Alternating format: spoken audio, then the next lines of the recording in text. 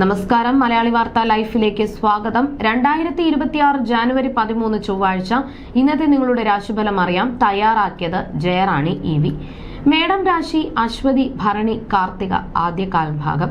ജാതകത്തിൽ ശുക്രന്റെ ഉച്ചബലം അനുസരിച്ച് ഗുണഫലങ്ങൾ ലഭിക്കും. അല്ലാത്തപക്ഷം അനാവശ്യമായ ആരോപണങ്ങൾ നേരിടാൻ സാധ്യതയുണ്ട്. സംസാരിക്കുമ്പോൾ വാക്കുകൾ വളരെയധികം ശ്രദ്ധിക്കണം. കുടുംബാംഗങ്ങളുമായ അഭിപ്രായ വ്യത്യാസങ്ങൾക്കും കലഹങ്ങൾക്കും സാധ്യതയുള്ളതിനാൽ സംയമനം പാലിക്കുക. ഇടവം രാശി കാർത്തിക അവസാന മുക്കാൽ ഭാഗം, രോഹിണി മകയിരം ആദ്യ പകുതി ഭാഗം. ലോട്ടറി, നറുക്കെടുപ്പ് തുടങ്ങിയവയിൽ നിന്നും അപ്രതീക്ഷിതമായ ഭാഗ്യാനുഭവങ്ങൾ ഉണ്ടാകും. തൊഴിൽ രംഗത്ത് വിജയം കൈവരിക്കാനും ഉന്നത സ്ഥാനങ്ങൾ അലങ്കരിക്കാനും സാധിക്കും.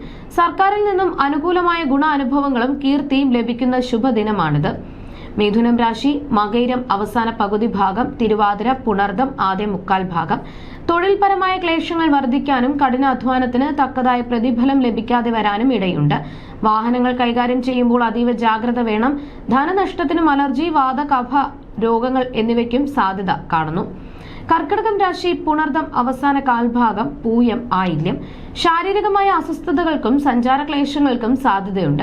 മക്കളുടെ കാര്യത്തിൽ ചില ആദ്യ അനുഭവപ്പെടാം. സുഹൃത്തുക്കൾ മൂലം ദോഷാനുഭവങ്ങൾ ഉണ്ടായേക്കാം എന്നതിനാൽ കരുതൽ വേണം. അന്യദേശത്ത് താമസിക്കേണ്ടി വരുന്ന സാഹചര്യവും ഇന്ന് ഉണ്ടായേക്കാം. ചിങ്ങം രാശി മകം പൂരം ഉത്രം ആദ്യ കാൽഭാഗം. തൊഴിൽ രംഗത്തുണ്ടായിരുന്ന തടസ്സങ്ങൾ നീങ്ങുകയും ഉന്നത ജോലിയിൽ പ്രവേശിക്കാൻ സാധിക്കുകയും ചെയ്യും. അപ്രതീക്ഷിതമായി ബന്ധുജനങ്ങളിൽ നിന്നും സഹായ സഹകരണങ്ങൾ ലഭിക്കും. സാമ്പത്തികമായി ലാഭമുണ്ടാകുന്ന മെച്ചപ്പെട്ട ദിവസമായിരിക്കും ഇന്ന്. കന്നിരാശി ഉത്രം അവസാന മുക്കാൽ ഭാഗം, അത്തം ചിത്തിര ആദ്യ പകുതി ഭാഗം. മാനസികമായ ബുദ്ധിമുട്ടുകളും തൊഴിൽ ക്ലേശങ്ങളും അലട്ടാൻ സാധ്യതയുണ്ട്. കുടുംബജീവിതത്തിൽ പങ്കാളിയുമായോ മക്കളുമായോ അഭിപ്രായ വ്യത്യാസങ്ങൾക്കും കലഹങ്ങൾക്കും ഇടയുണ്ട്.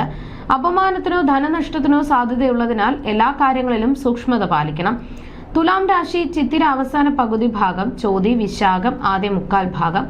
വ്യാപാരത്തിലും ബിസിനസ്സിലും ഏർപ്പെട്ടിരിക്കുന്നവർക്ക് മികച്ച ധനലാഭം ലഭിക്കും. അപ്രതീക്ഷിതമായി ചിട്ടി, ലോട്ടറി എന്നിവയിലൂടെ ഭാഗ്യാനുഭവങ്ങൾ തേടിയെത്തും. കുടുംബത്തിൽ മംഗളകർമ്മങ്ങൾ നടക്കാൻ അനുകൂലമായ സമയമാണിത്. വൃശ്ചികം രാശി വിശാഖം അവസാന കാൽഭാഗം, അനിഴം തൃക്കേട്ട. സർക്കാർ ഉദ്യോഗസ്ഥർക്ക് ജോലിഭാരം കാരണം കൂടുതൽ സമയം ജോലി ചെയ്യേണ്ടി വരും. സ്വന്തം ആരോഗ്യത്തിലോ ജീവിത പങ്കാളിയുടെയോ മക്കളുടെയും ആരോഗ്യകാര്യത്തിലോ പ്രത്യേക ശ്രദ്ധ ആവശ്യമാണ്. ശാരീരികമായ ക്ഷീണം അനുഭവപ്പെടാൻ സാധ്യതയുണ്ട്. ധനുരാശി മൂലം പൂരാടം ഉത്രാടം ആദ്യ കാൽഭാഗം.